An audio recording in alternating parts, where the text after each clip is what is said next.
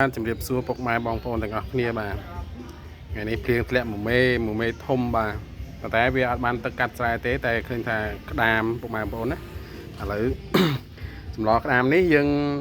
ស្លដាក់មកអមបាទខ្ញុំនៅខាងខ្ញុំនៅស្រុកខេត្តកពត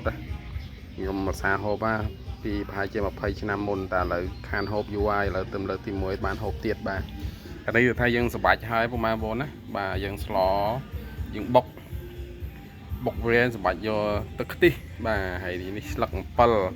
ឥឡូវអត់មកអមប្រើស្លឹកគ្រៃពុកម៉ែបងប្អូនអត់មកអមវាឆ្ងាយពីផ្សារមិនដឹងថាយ៉ាងម៉េចទេឥឡូវហើយបានខ្យងស្រែមកគ្រាប់ដែរបាទ